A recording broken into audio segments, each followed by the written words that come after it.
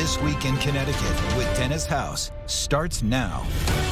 Good morning, everyone. On this Sunday, February 9th, 2025, I'm Dennis House. Straight ahead today, your tax dollars, where are they going?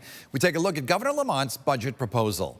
The mayor of Bristol is with us today to talk about what's ahead for his city. Could it include red light cameras?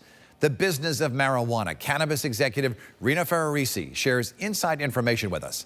Plus, for this Super Bowl Sunday, we are joined by a rising star at ESPN, Gary Striewski. He has a fascinating story to tell us, including why he loves Connecticut. First this morning, the governor addressed the state this week to talk about his ideas for spending your money. Here's News 8 political reporter Mike Cerulli. Look, God willing, this will be our 7th and 8th honestly balanced budget, which invests in the future without shortchanging the needs of today. For Ned Lamont, balancing a budget while addressing the needs of Connecticut residents is no easy task. His two-year budget proposal is intended to address some of that need, starting with hundreds of millions of surplus dollars steered into a new fund for pre-K education. This fund will be a down payment on making pre-K and early childhood education affordable and accessible for all of our kids.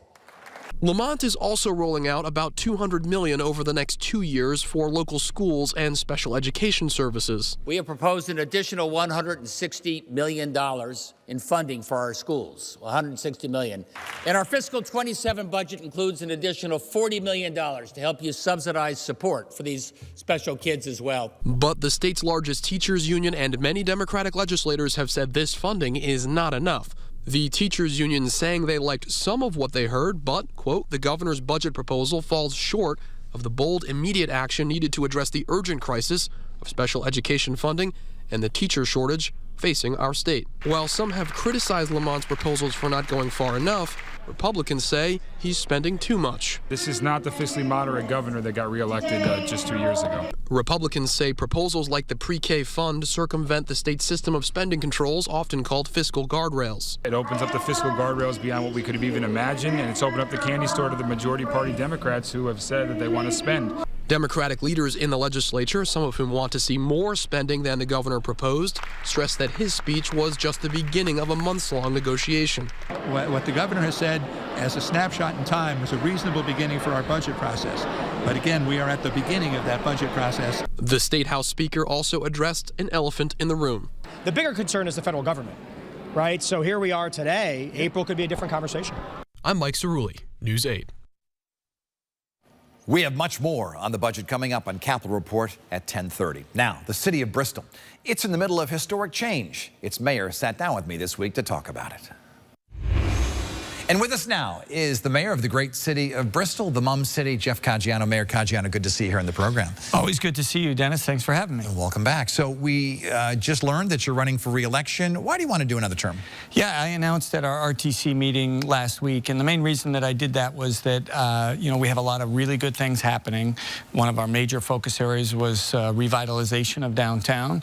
We're well underway, but feels like there's still more to do, and we want to make sure that we finish what we started. So it seems like the right thing to do. When you look back at your well, almost 4 years in office, what's the highlight? And we understand that, obviously the low point was the murders of 2 police officers in 2022, Dustin Damonte and Alex Hamzy.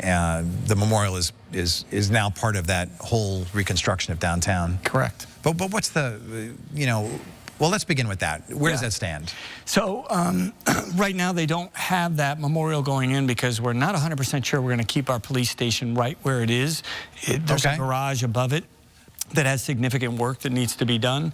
So there's a chance that we're going to move them. And we're hoping to pull that together this year. In April, our other garage, municipal garage that we were building through ARPA funds will be done, and it'll start to allow us to put pieces in place. But that gets back to your question, too. Why am I running again? There's still a lot of these little pieces to fit together downtown. And as you drive downtown, there's a lot of just development and construction that people didn't see a couple of years ago. So obviously that's the highlight of your term. No doubt. And, you know, timing is everything as well. So I think that's part of it. But, you know, the story of urban renewal started in October of 1961.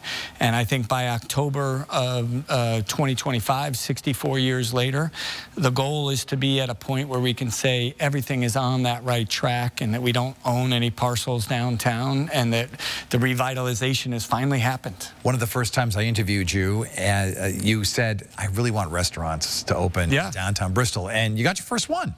We got a couple coming, actually, too. So first one was Iron Horse, which I think really helped us, kind of a sports pub bar. I literally just came from another one. Joseph's Steakhouse is opened up at Chippeney, actually, which isn't downtown, but a high-end steakhouse that's going to be, you know, really spectacular. And we'll probably have 2 or 3 other announcements in the next couple of months. But we still have some work to do there. We need 5 or 6 really good quality new restaurants. We have some, you know, good restaurants as it is, but it's just not a downtown destination. One of the big stories this week out of Bristol is red light cameras, putting them in. How do you feel about that? Yeah, you know, I'm still open to the discussion. We have heard, you know, one of my second goals, we talked about revitalization, was open and transparent government. We've had an awful lot of people, citizens, say, hey, wait a second, let's get some more research. We don't need to be the first to do this. So we'll actually have an ordinance meeting that will have passed by the time this airs, where I think they're going to look at it. And maybe we'll take our time on it, but I do think that, you know, it's a mix right now in Bristol, 50-50. We have a lot of people that we know it's a big problem. It's a big problem for everybody, running red lights and speeding. But our police officers have stepped up enforcement very dramatically. And so I think some of our committees, Police Commission and others, are looking to see, let's see what happens there. And we'll look at the cameras maybe a little bit later. But, you know, I'm not either really for it or majorly opposed to it either. What are some of the arguments against them? I think people talk about civil liberties and that they just don't like the idea. There's probably a lot of education that can help them better understand that. And I think they feel like, unfortunately, many of the people that might run a red light or do other things are people that might have picked up a car and stolen it. And there's really not a lot of enforcement there, where they'd rather have our officers, who are doing a great job, do that type of work. A Republican mayor in a blue state, a Democratic state. Correct. Which can be challenging sometimes, but now you have a Republican president, Donald Trump. In your judgment, how do you think President Trump will be good for the city of Bristol? Yeah, to be very honest, I think my direct answer to you is that I don't know that he has this major impact on Bristol. And that's one of the things that is a little bit of a misnomer. A lot of this stuff rolls downhill. So I think our much bigger impact is on the state level. And I've been up at the state capitol 2 or 3 times in the past couple of weeks to talk more about those state issues. Now, where Trump could have an effect is if you have some of these federal programs that roll down to the state level and then come hit us on the city level, where we might have to finance something that we otherwise wouldn't. So, yeah, I don't think there's a major impact. And again, you know, some of the things that he is doing to try to stabilize the overall economy, if they go well, we're going to see inflation become more stable. That's been a difficult thing for everybody to handle. Jeff Caggiano, he is the mayor of the city of Bristol. We thank you so much for being here with us once again, Mayor. Thank you for having me. Best of luck. Appreciate it. Thank you.